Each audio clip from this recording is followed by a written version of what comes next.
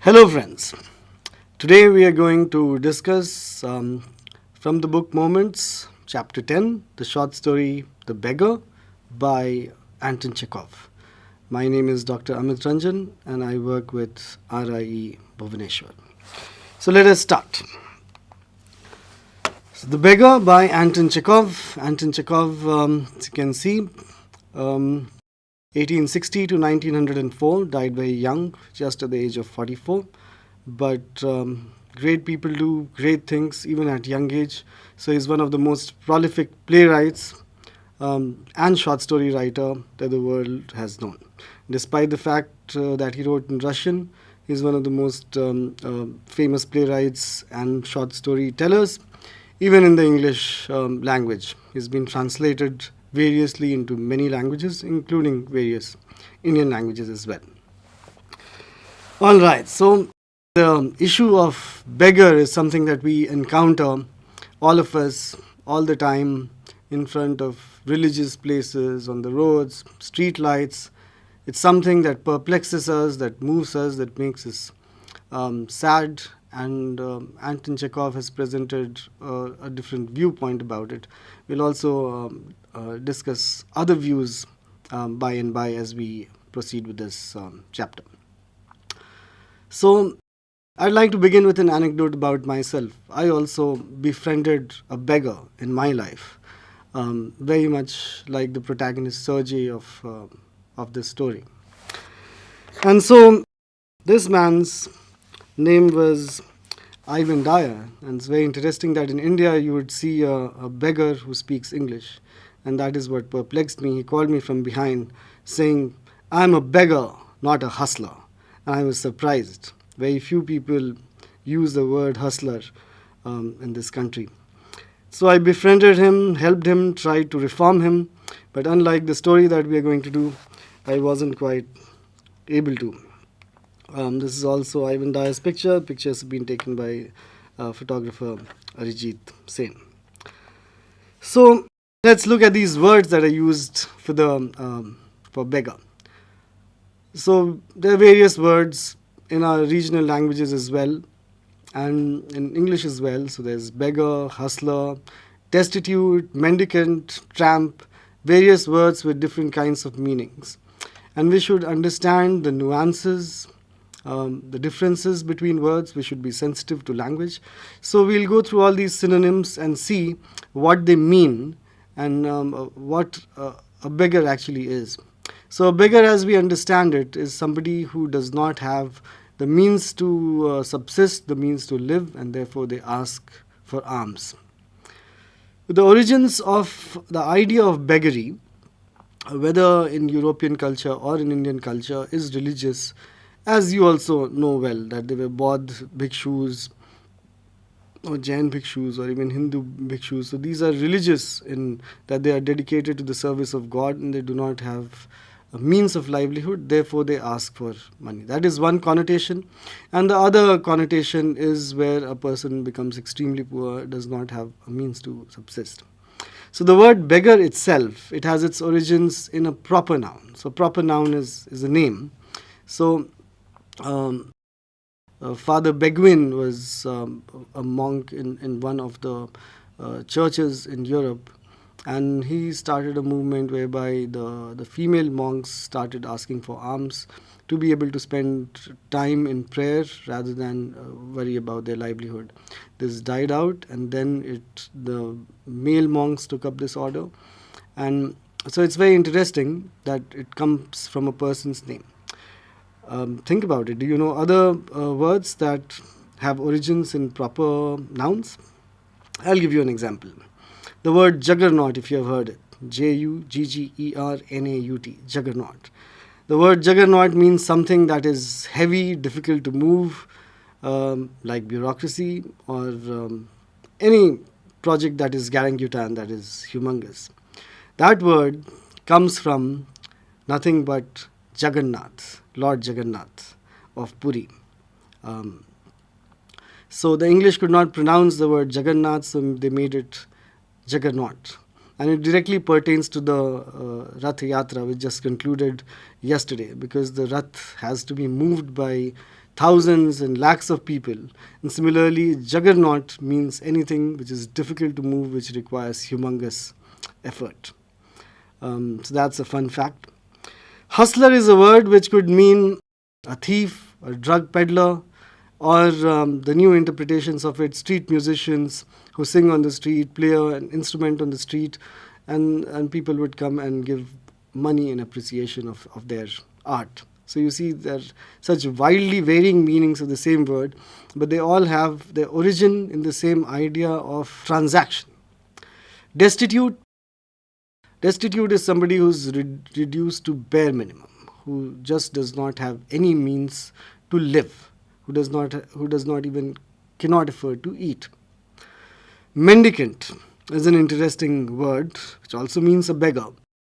The Latin word menda means a cripple, and which is why there is the word amend. To the opposite of menda is amend, to correct somebody's disability. So mendicant would then be a beggar who's got disability, people who don't have hands or legs and who therefore cannot earn their livelihood and who therefore have to ask for alms from people. And then lastly, the word tramp. If you have seen Charlie Chaplin movies, you would see that there's Charlie the Tramp. There are often posters depicting him as that because he played the character of a tramp. So it comes from the verb tramp. You can understand it with the other verb trample also, to trample upon something. And so the idea is somebody who trampled upon the earth, who was a vagrant, who was a vagabond, wanderer, who did not have a stable house or a job, and therefore they would have to ask for alms from other people. And therefore this synonym. And so these are 5 synonyms. Hope you'll remember them: beggar, hustler, destitute, mendicant, tramp. All right, let's go to the story now. The idea of a short story and the short story of an idea. So we have discussed these ideas in the previous 2 lessons that we did, especially the last leaf where we discussed in detail what the ideas of a short story are. But once again, a short story literally is short. It's not a novel. It does not run into 300 pages or 1000 pages to be able to explore characters, scenery, setting, plot, etc. in great detail. A short story is short, can range between a page to several pages, 30 odd pages. But because it's short, it has to be concise, it has to explore one particular angle of something, one particular facet or an episode from somebody's life. This is called slice of life. Or it explores a certain idea, which we see aplenty in Chekhov. We've already discussed the bet, where the idea of isolation and money was explored. And here the idea of empathy and begging is explored. And so a short story will always be concise, exploring one particular facet. It need not be an idea in particular, but different kinds of themes that can be explored. On the other hand, the short story of an idea, trying to theorize this, explores one particular theme. Like in this story, the idea of begging and the idea of empathy and social structures that create begging. What creates the idea of beggary? Why are there beggars? Are explored. So it's a very powerful story exploring one particular idea. All right, let's get into the story. There are only 3 characters, and so the idea of concision fits in very much. There's Sergei, Olga, and Lushkov. Sergei is a well-to-do man with a big house. Olga is his housemaid, and Lushkov is the beggar who he encounters. Though Lushkov is the protagonist, really, he's the hero. But why is Lushkov's name at the end in this presentation? Lushkov's name is at the end because Lushkov's name is at the end even in the story. Sergei calls him a beggar. He does not ask his name until he has interacted with him 10 times. And this is a reflection. We need to think about people who provide a service, people who are poor. You do not know their names. You know them by their faces, but you do not know their names. So it is... and this also, a short story explores these kind of nuances, these kind of finer points. by structurally placing Lushkov's name much, much later in the short story. Okay. So now into the plot of the story. The plot is very simple. There's a beggar who lies, who tells all kinds of lies to Sergei when he comes asking for alms. He's also an alcoholic. He has a drinking problem. He's young, but he has got a drinking problem, which is why he's unable to earn his living. Sergei puts him on the journey of reform, and eventually Lushkov is reformed. That is roughly the structure of the plot. Now let's get into the story itself. So Lushkov, who we do not know, so let's call him the beggar. He'll be known as Lushkov later. The beggar comes to Sergei on the street and asks him for money. He supplicates to him, saying, "For 8 years I was a village school teacher, and then I lost my place through intrigues, and I fell victim to calumny." The interesting words over here, intrigues and calumny. Calumny means when you slander someone, abuse someone, and intrigue is the petty politics that happens in the workplace, in particular this sentence. And so he was a school teacher, but because of the politics at school, and they told lies about him, they spread slander about him, and which is why he lost his job, and so he's forced to beg. This is what he says. However, Sergei catches him. He says that a week before I met you, and you declared that you were a student, and now you're saying you were a school teacher. So obviously you are lying, you are breaching trust, and you're asking money without telling the truth. You're basically a lazy man. And so Lushkov is caught and broken, and he does not know what to say, but eventually he admits the truth, and he tells that he was a choir singer in a church, but because he had a drinking problem, because he was forever drunk on alcohol, he was thrown out of the church. And now that was the only talent he had, to sing, and he has an alcohol problem, because of which he is unable to earn his living, which is why he is asking for money. So he's a school teacher, a student, a choir singer.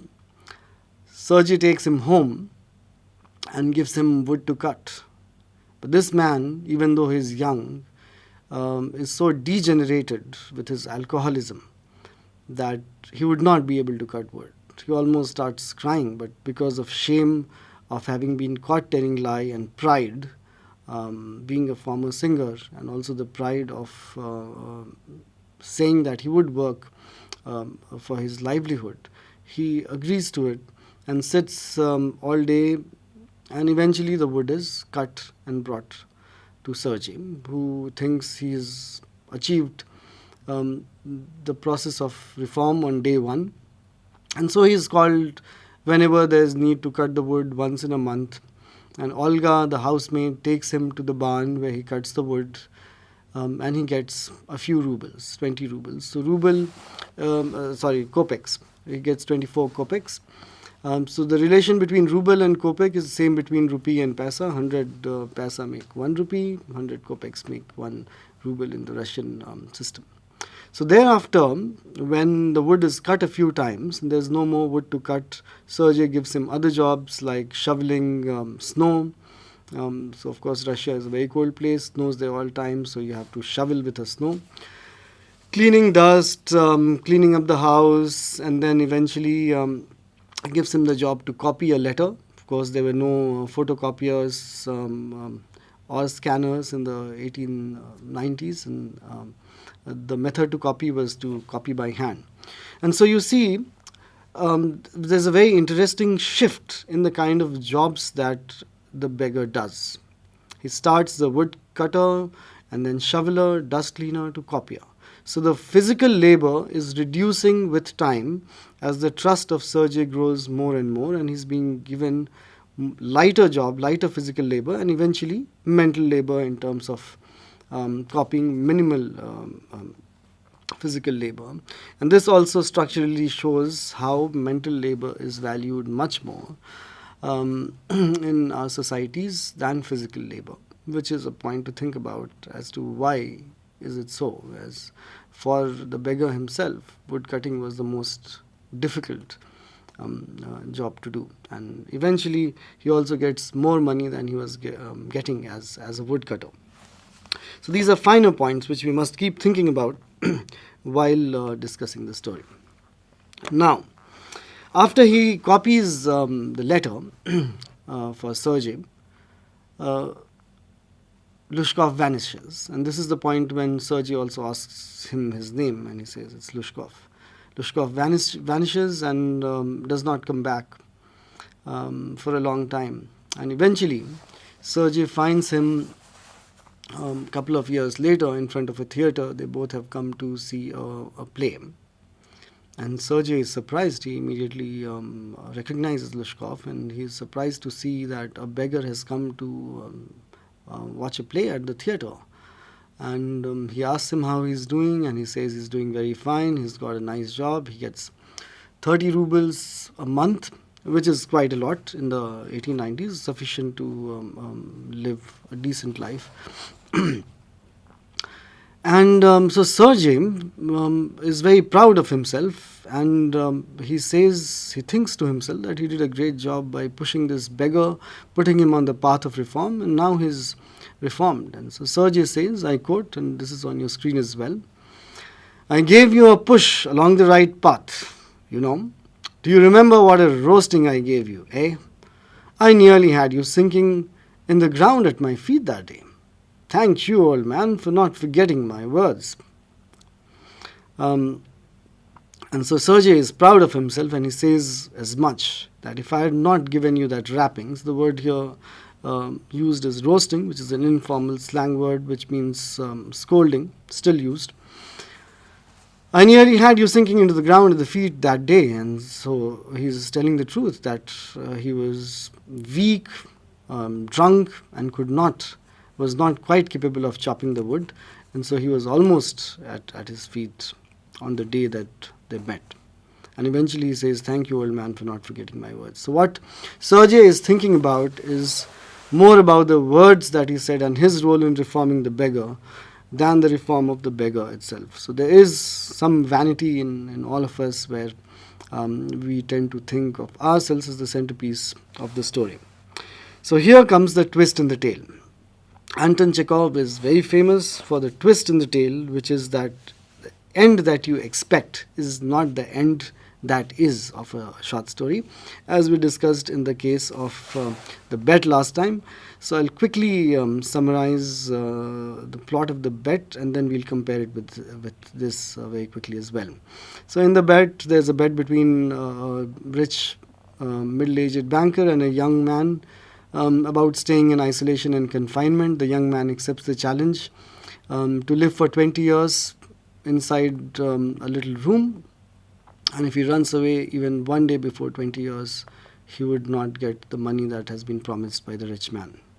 20 years he lives in that room, struggles with his own mind, struggles with books, and eventually he leaves after 19 years and 364 days, one day before the contract ends, because he does not believe in money, that any amount of money cannot compensate for the last 20 years. So that is the sudden twist. The story is progressing smoothly, where you think that eventually either the man will get out or the old man will murder him, but eventually he just leaves of his own volition.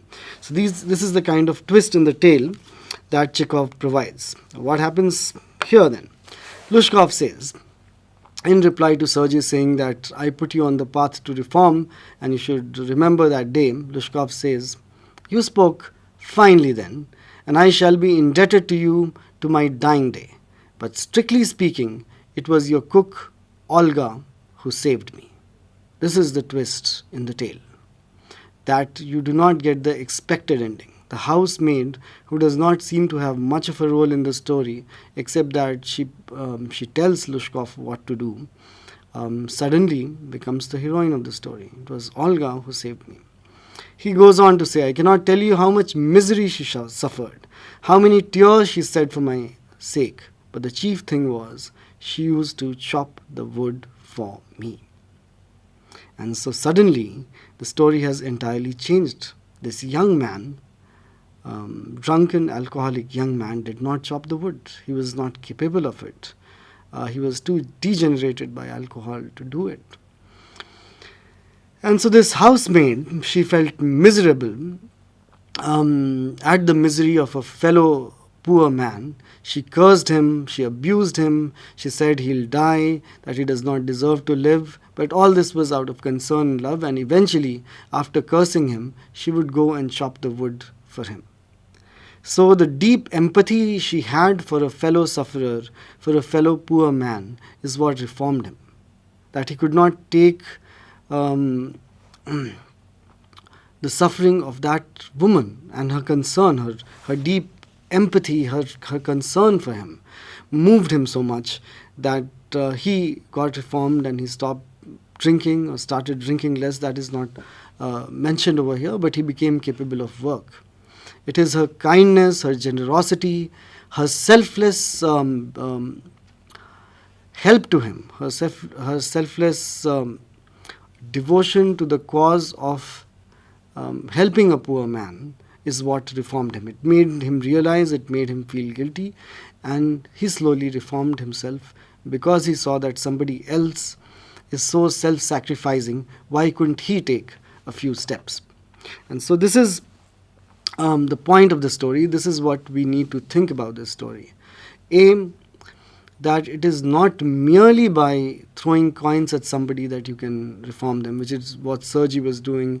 He called him to his house, gave him some work, but Sergi had no empathy. He was thinking of himself as the hero, that he's helped a poor man, and that was Sergi's thing. Whereas Olga had deep sympathy, deep empathy for him, and she also did physical labor for another man, which is not what Sergi would have done. And that induced reform in Lushkov. So that is very important, that merely monetary charity or merely an act of help may not bail somebody out of a situation. That we need to understand the context, the psychology, how we can help someone. So we may do something at our end and say, oh, he did not get reformed. Let's say Sergi had given him the job of wood cutting. He would not have been able to do it. And Sergi would have gone and said, oh, these beggars, you know their lot. They would never reform. Olga showed it otherwise, that it can be done in a different way. So we need to understand the particular context of a person, what their problem is, and how it can be solved. Olga probably did not think about any of this, but merely the generosity of her heart and the deep love she had for humanity, for human, and the concern about human suffering reformed him. The other thing that we need to deeply think about is the structures that create begging. Why is it that there are people who beg in our society? Why are they economically deprived? Why cannot the state provide them support? Let's say in Lushkov's case, it would be support with the problem of alcoholism. The people who are crippled, how have they been crippled? What happened? There are all kinds of mafias operating in this business. That also happens. Or it may have happened accidentally.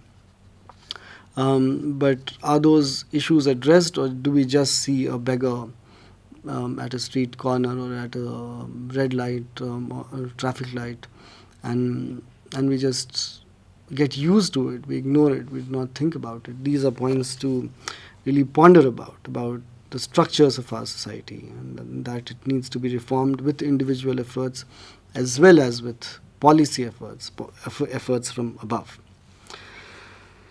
Okay. So Chekhov, and this is a picture of Anton Chekhov with the great Russian writer Tolstoy. They were working at the same time. Tolstoy much older than him. A little about Anton Chekhov, as we've already discussed. He lived for a very short duration, just 44 years, and gave us a lot of creative work. So he is one of the three most important playwrights of this generation. He wrote short stories as a vocation to begin with. And one of the things that he says is that the role of a writer is to ask questions, not to answer them. When it was alleged that he does not give enough moral message, And so this story is very important, and so other stories of Chekhov, like the bed also that I mentioned, where it is important for a writer to put questions to the reader, to challenge the reader rather than just tell the reader. It's much more challenging when the message is, or the question is put to the reader instead of just giving a message that we should have empathy with beggars, for example. Chekhov's father was director of the parish of a parish choir, and he sang in the choir too. So always you can see a little autobiographical element in Chekhov as well. Him singing in the choir, and the beggar also sang in the choir. And for him, his father was a model of hypocrisy and got his soul from his mother, which you will also see reflected in a lot of writers like Franz Kafka. Another interesting trivia about Anton Chekhov is that he was a physician, a qualified doctor. Who are the other qualified doctors that we know of? Palash Sen, the musician of Euphoria. The doctors who can also be artists. Taslima Nasreen was also a writer, a famous writer, wrote the novel Lajja. Che Guevara, the revolutionary, the Argentinian revolutionary, who, amongst other things, wrote the Motorcycle Diaries, which was made into this blockbuster movie with Gael Garcia Bernal. Another comparable story about beggars is Model Millionaire by Oscar Wilde, which also you must read. It's a very beautiful story where there is this young guy engaged with a young girl, but he does not have money enough to marry her. So he just hangs around. He's friends with an artist called Alan Trevor, and goes to him. Alan is painting a portrait of an old wizened tramp. If we go back to that word tramp, in a tattered suit, and so a beggar is posing as a model, and the young man feels pity. And when Alan is gone for lunch, he puts a couple of coins in the beggar's hat. And the beggar keeps chuckling. It so turns out that the beggar is one of the top businessmen, and he wants to be painted as a beggar. And he's moved by the gesture of the young man, and he gives him £10,000 to get him married. And so Alan says millionaire models are rare enough, but by Jove, model millionaires are rarer still. It's a very good pun where the millionaire is a model for the society of having empathy for young people, concern for them. There's another story by Guy de Maupassant, which is also called The Beggar. This is about mendicant, the word that we heard, where a beggar is crippled. So there's a beggar who got crippled, and he lives in 3 villages, and everybody ignores him, spits at him, abuse him, but he cannot go out of those 3 villages. That is the world that he knows. And at one point of time, nobody gives him any food, and eventually he collapses. He's near death when he sees chicken passing by, and he grabs the chicken, kills it to eat it, and then it turns out that the chicken is the property of a farmer. The farmer comes to beat him up. The police come. The police take him to the jail, and he does not get food even that day. And the next day, he's dead. It's not a story with a twist and a tail, but with a linear progression, with you expecting that this would probably happen or not happen, that somebody would bail him out of the situation. But these stories, Chekhov's story and Guy de Maupassant's story, give us, make us question ourselves much more than tell us about the beggars themselves. That is something that we need to think about. A couple of quotes before we close this. True compassion is more than flinging a coin to a beggar. It comes to see that an edifice which produces beggars needs restructuring. Like we've discussed earlier, that merely flinging a coin, merely charity does not help. That we need to look at why the society is such and how to work towards its reform. This is by Martin Luther King Jr., who's one of the most famous world leaders of the 20th century, who fought for the civil rights movement for the black people in America in 1963. I know that a man who shows me his wealth is like the beggar who shows me his poverty. They are both looking for alms from me. The rich man for the alms of my envy, the poor man for the alms of my guilt. Ben Hecht. And this fits in very much in this story, that Sergei, who is showing his wealth and is confident that he's the one who put Lushkov on the way to reform, is also like a beggar who's looking for alms of envy, that people poorer than him should be jealous of him, and the poor man for the alms of my guilt. And the poor man asks for alms, and we feel guilty about it. And eventually, Mark Twain's brilliant quote, "We are all beggars, each in his own way. We are all begging for something or the other, for success, for health, for a job, for marks, whatever." And there's this very beautiful song by Leonard Cohen which says, "Please don't pass me by, for I am blind, but you can see." So we are all blind in some ways or the other, and there are other people who can see. And so we are all begging for something or the other, each in his own way. This is here we'll end this lesson. I hope you enjoyed it. Thank you.